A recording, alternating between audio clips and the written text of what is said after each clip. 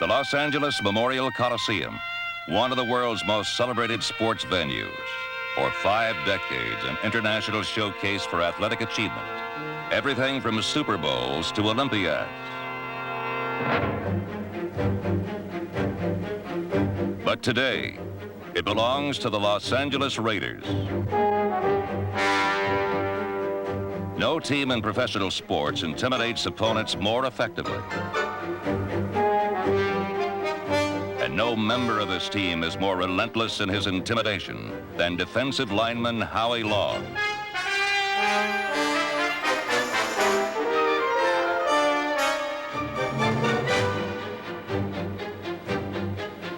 The Raiders, I show up at camp. They didn't ask me to bench any weight. They didn't ask me to do any vertical jumps. They didn't ask me to do any broad jumps.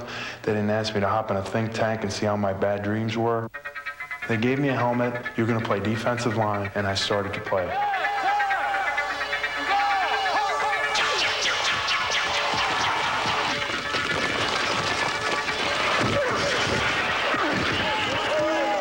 I didn't know how to get to the quarterback, so my one move was just come off the ball and run everyone over. And if that didn't work, I tried to fight them. But they called me caveman because they just liked the way I attacked people.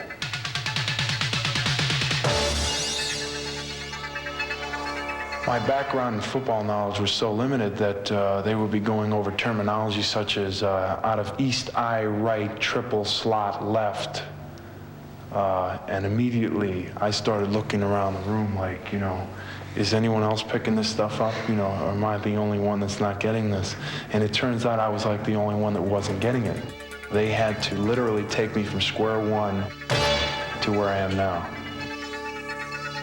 A surprise second-round draft choice from Villanova has matured into the game's most menacing defensive presence.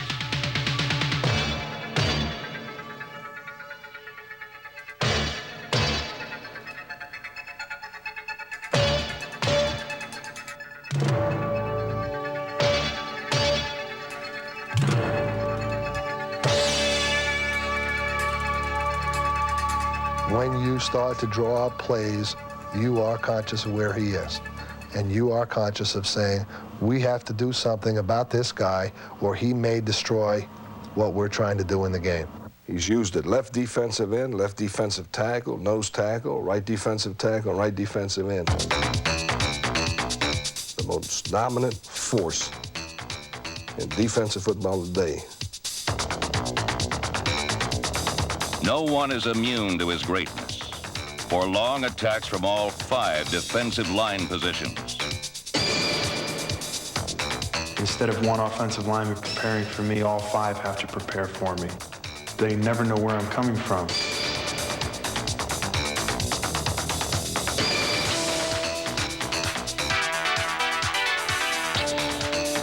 He has that knack of gathering himself and getting into the offensive blocker and at the same time continuing to move toward the quarterback. A lot of defensive linemen start playing games with the offensive tackle and they don't make progress toward the quarterback. But everything that Howie Long does is done toward the quarterback. The ultimate team player, Long often ties up a trio of enemy pass blockers to make way for a teammate.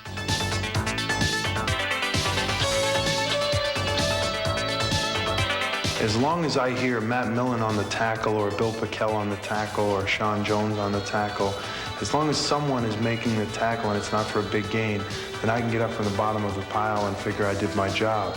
You can be a total player and an unselfish player and not necessarily a big statistical player and be a success and be considered to be one of the best at what you do. Here's the rush. His head as he throws. Intercepted by Stacy Turan, the 25, the 30, the 40, left side 50, down to the 40, down to the 30. Nobody close. All the way. Touchdown Raiders!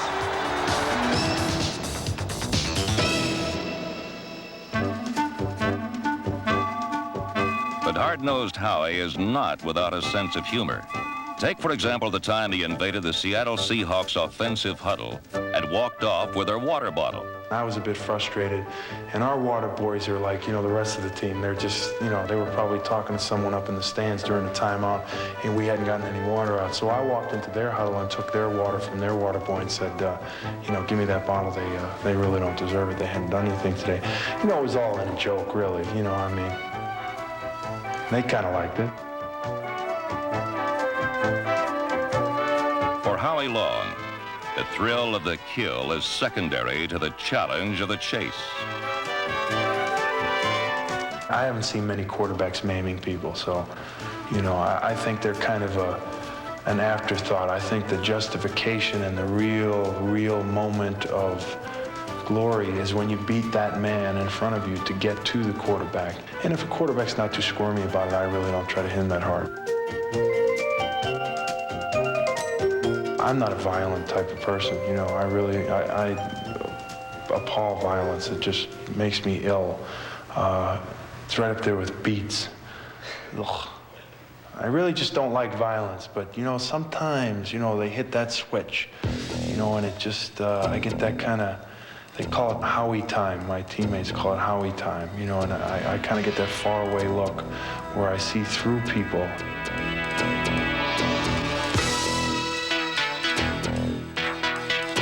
When Howard Long lapses into his particular brand of tunnel vision, there's rarely any light at the end of it for Raider opponents.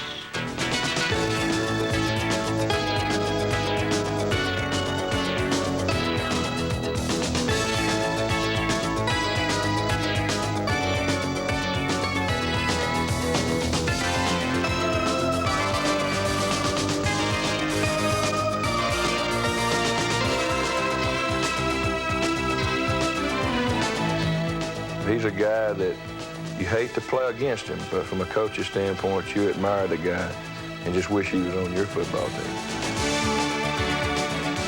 Elway setting up, big rush coming. He's buried for the third sacking of the day, might have fumbled.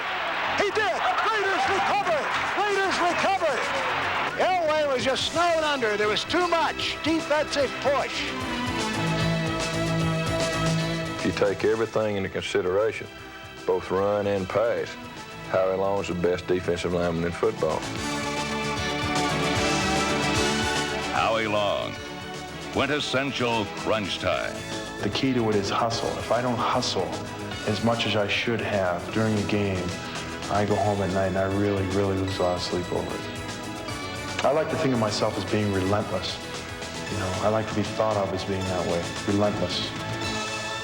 I like that word. Nestle Crunch presents Crunch Time. Trailing the Dolphins by 4 in the fourth quarter, the Redskins faced a 4th-and-1 situation and elected to go for it. Number 44, John Riggins, got the call-off tackle and broke free for 43 yards, giving the Redskins a lead that they held on to as they won Super Bowl 17 to become world champions. Want a good reason why my antacid is Tums? I'll give you 3. 1, Tums is effective. It neutralizes 1/3 more stomach acid than the other leading brand. And that's what I take an antacid for. 2, sodium. I don't want any. And Tums is sodium-free. 3, Tums is rich in calcium. And to me, an extra source of calcium is extra good news.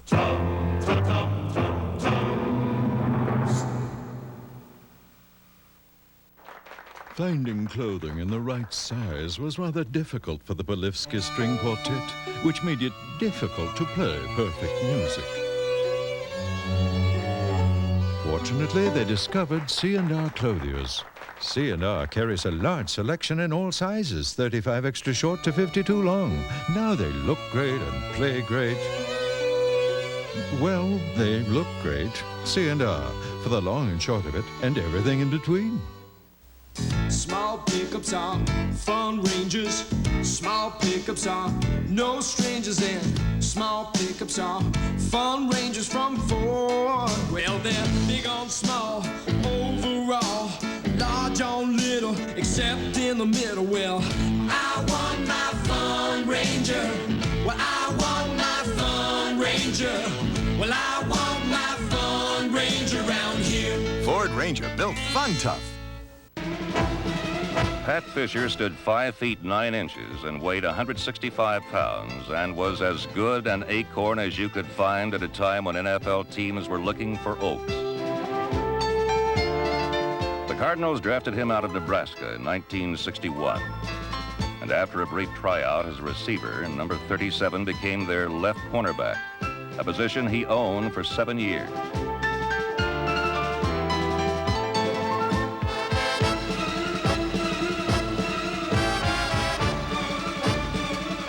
He was a small but angry tornado that whirled out and whacked anyone who approached the funnel. He had perfect form. He had great form. And I think his height helped him because he was able to get down there and get down below you instead of hitting your chest to hit down where you could hit and lift. Fischer reduced the art of tackling to a simple matter of angles and leverage. Stay low, keep my head up. When I make contact, lift, and take at least one of his legs away from him. If I can get him off the ground with one leg, I'm going to win the war. Because now he doesn't have any power. What he has to have is both legs driving in order for him to run over me. Traded to the Redskins in 1975, no player ran over number 37. But even in Washington, his skirmishes with backs and receivers were part of a 17-year running battle for respect. Pat couldn't have been 5'9", 170 at tops. That's what if they wrapped him up in a lot of tape. And I was 6'5" and a little bit more, and Coach Lombardi used to always say, well, this is like taking candy from a baby. Pat Fischer shows that size and speed is not necessarily the #1 requisite for a football player. Never missed a practice, never missed a game, played 110%. He was as tough as nails, loved the game, tremendous competitor. That first game was a pretty good experience for me because, you know, I got out there and he started talking to me and he intimidated me. Threatened to break my leg, this, that, you know. He was probably the one guy that I've ever played against in professional football where when you came off the line of scrimmage, you had to know where he was at. Fischer was fearless and tenacious. Many players have these qualities, but few could shape it into such a frightening and unrelenting force.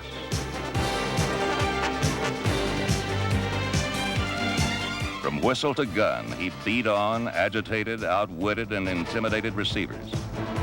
He was the pepper in the Redskins stew. Distraction is the key to why you want to intimidate.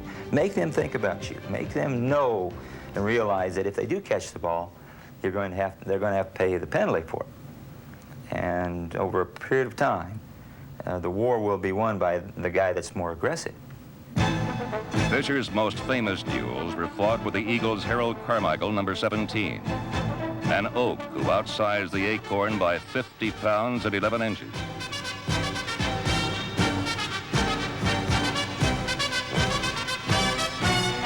Go through the receiver to the ball. And in that case, with Harold Carmichael, it was always proved to be a valuable instrument. Go through him to the ball. Go through him to the ball.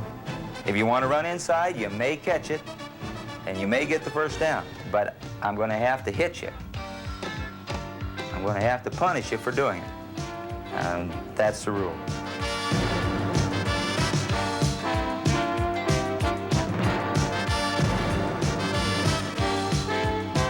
Few could deny their admiration for this toy terrier who kept nipping at their heels. His peers respected this man of spirit and spunk, for they realized that few players had mined the ore of their talent so completely. Pat Fischer was not that fast, not that big, but he had a heart, loved the game, smart football player. Should be an all-pro, should be in the Hall of Fame someday. Pat Fischer packed such intensity into every play, focused his talent with such skill, aged with such grace, that he played more games at cornerback than any player in NFL history. And now, Len Dawson for the Nestle Crunch Super Bowl sweepstakes. coming through in the crunch. That's what the Super Bowl is all about. And now Nestle Crunch gives you the chance to catch all the action to win 4 tickets and an all-expenses-paid trip to Super Bowl 21 in Pasadena, California, where you'll see the NFL at its best. In person, players coming through in the crunch, going for the big play. And here's your chance to make the big play. Just write the words, "I love Nestle Crunch," and your name and address inside a Nestle Crunch bar wrapper or on a 3x5 card and send it to Nestle Crunch Super Bowl 21 Sweepstakes, P.O. Box 21, New York, New York, 10046. And you could be a winner. Here's that address again. Nestle Crunch Super Bowl 21 Sweepstakes, P.O. Box 21, New York, New York, 10046. Entries must be received no later than December 19th, 1986. Good luck, and hope to see you at Super Bowl 21. Calling all weekend passengers and first mates. What if something happened and you were suddenly called upon to skipper the boat? The time to learn safe boating is now. Before you start a trip, locate the safety equipment. Ask questions. The more you know, the safer you'll both be if something happens. The first step to boating safety is a safe boating course with free instruction provided by the squadron. For information on the next class, contact the United States Power Squadrons. You see, today is tomorrow in Japan. So when you come for car tomorrow, it will be today. Life takes a time. Remember, Rome wasn't built in a day. Take it to Midas. At Midas, we can replace mufflers, brake shocks, or struts on most foreign cars, and we won't take all day to do it. Time is money. Take it to Midas. If I'd wanted it tomorrow, old chap, I wouldn't be here today. Take it to someone you trust.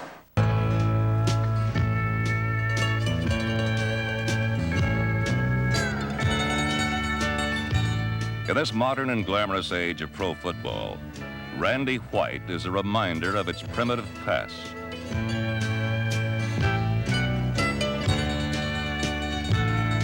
Here in the setting, he is an inspired amateur hoping to land the big one. But on a football field where he is weighed and measured on a different scale, White never comes up short. Many times people fall into 2 categories. Those who say, "I'll do my best," and those who say, "I'll be the best."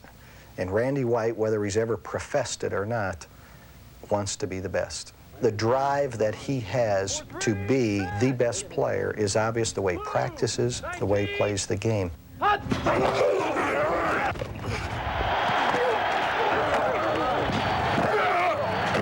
want Randy White! I want Randy White! All right, Randy! He does not accept defeat. He does not accept the fact that he cannot make the play.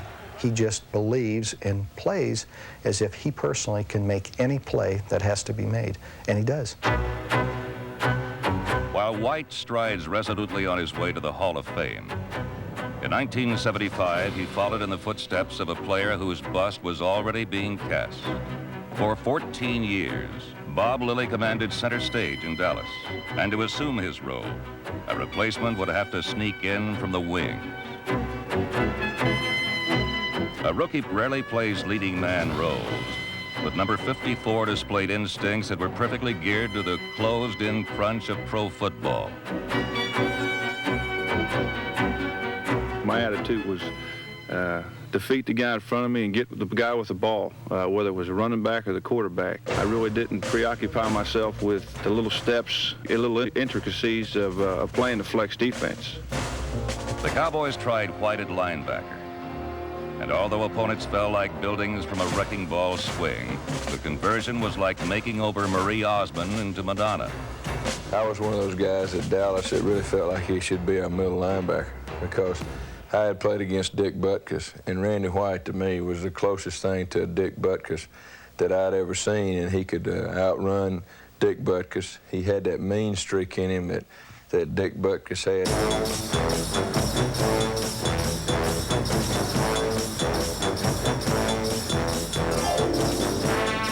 White allows no interruptions, no distractions, no loitering. The scrimmage line is his domain to be possessed and defended, a place where he sends ferocious messages to all corners of that unique world known as pro football. The thing that makes Randy White so great is that he never treats anybody different. I don't care whether you're playing the best football player as an offensive line or the worst one. He doesn't care. I mean, he's going to play them the same way every week. And when you have that kind of a player, you're going to have a player that's going to dominate. You just cannot go into a game without accounting for his presence. You may have a player that will play well against him one time, but over the long haul, you're going to have to account for him with more than one player, and that's the ultimate in respect that a player can get from the opposition.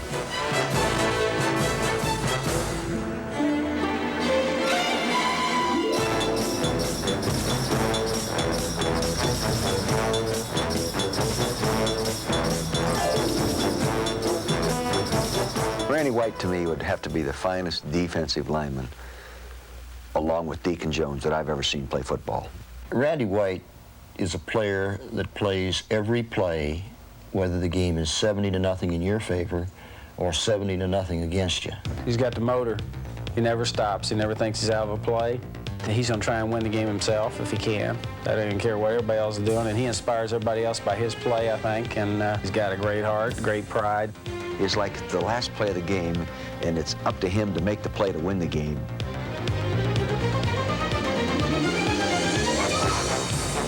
As the game progresses, you fall into a pattern. You see certain things that you'll be able to do, and you kind of save them for a key situation when it can mean a big play for your team, maybe on a pass rush, a certain move that you can use to beat a guy and you think it'll work. Big play, Stabler to throw. Here comes the pressure. Shot! And the zone! Football! It is a touchdown! Randy White balled Stabler and the ball came loose. It has never been easy for a lineman to achieve glory in a sport where romance thrives on dazzling runs and long passes.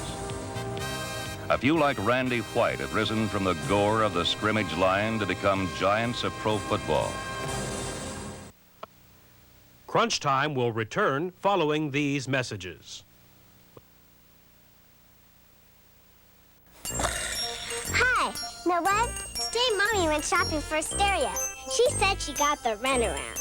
Everybody knows Federated has the best prices. Nobody has better prices than Federated on name brands like Fischer, JVC, NEC, and more. In fact, if you can find it advertised for less than 30 days of purchase, we'll refund the difference plus 10% of the difference. And you know at Federated, help and advice is always just a phone call away. Mommy says Federated takes it this many monies. Thanks, Fred. You find it all at Federated. The line of scrimmage, and I looked to the left and started calling a signal, and looked to the right and started calling the rest of the signal, and I looked straight ahead. And here's the man that you fear most in football staring you right in the face. What he said to me, I can't repeat.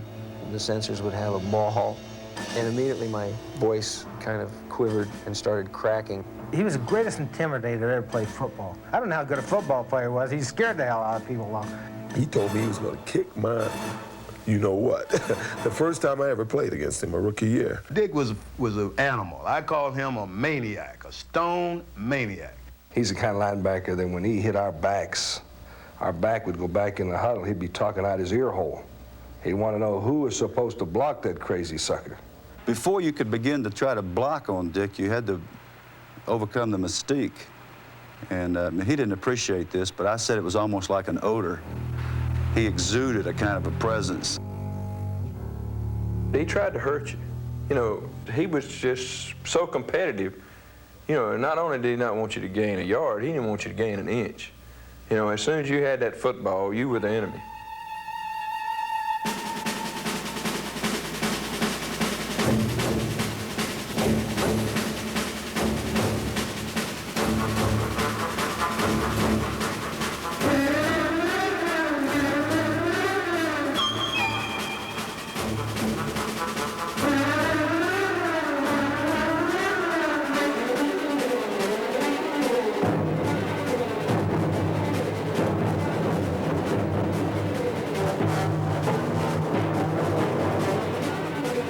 Dick Butkus played football with a religious fervor, with an unrelenting obsession not only to excel, but to dominate and demoralize.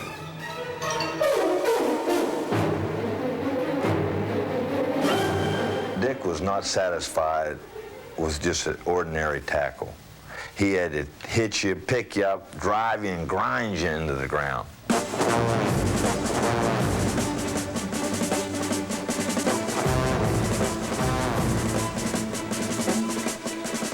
For Dick Butkus, football was never a game, but a street fight, a place for no-holds-barred warfare.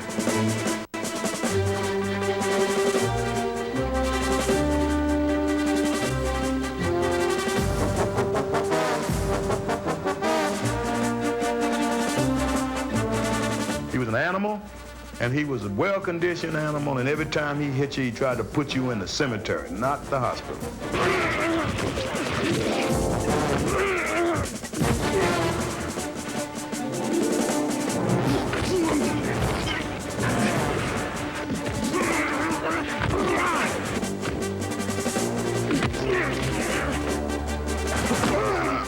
Butkus was the most destructive defender in the game.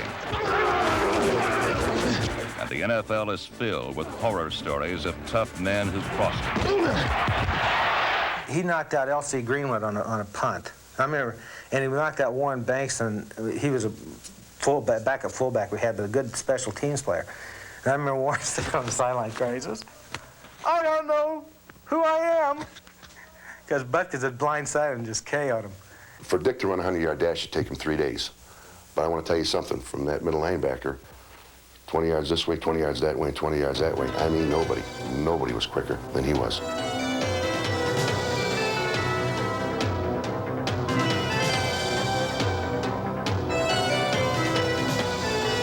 He made a lot of interceptions.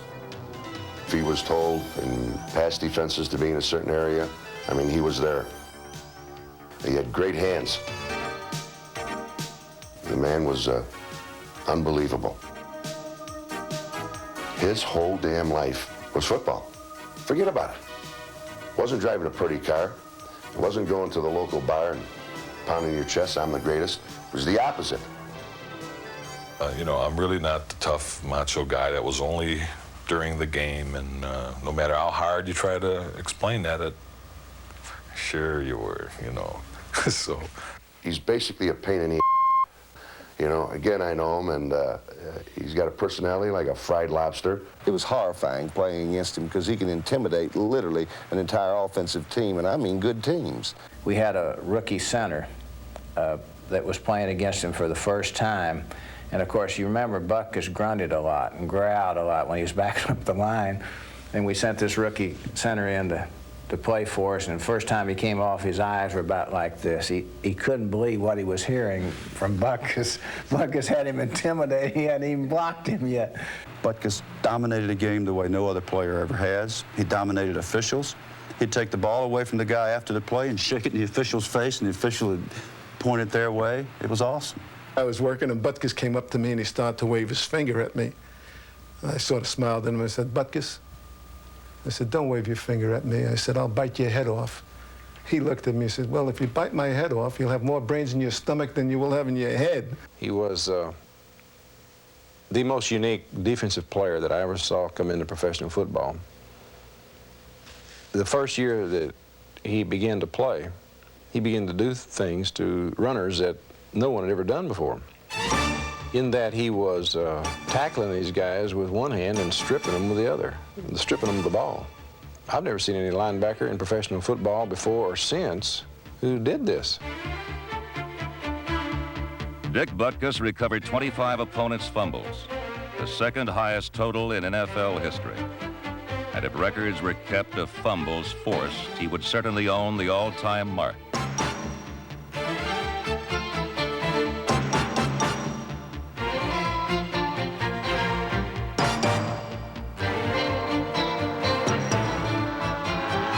Butkus, he just scared me to death. I didn't know if I could play this game after watching him because the ball would snap, and if he was pursuing, I mean, every word was a cuss word, man. He was growling, "Let me at him, you know." He's talking all the time out there. He raised more hell on the field and got away with more stuff than any player I ever played against. He'd jump right up over the center and just scream and holler and everything else, and every once in a while he'd go and put a big honker right on the football, right? He'd spit on Tingelhoff's hands or something, you know, and Tingelhoff would be snapping that ball back up to Fran, and he'd be getting a greaser. Nice, sunshiny, bright day, and we were playing, and we'd scored a touchdown, and I got up, and the center, you know, puts his hands on the ball, and then he looks between his legs to the holder, and all of a sudden, I thought he had a downpour out there, you know, and a nice clear day, and I look up, and there's Butkus spitting all over my hands. We go, Andy. All right, shift a 44 to a 56 stack, pow. Watch the play action, let's go. Butkus was a crafty signal caller who utilized methods both extreme and unusual in pursuit of success.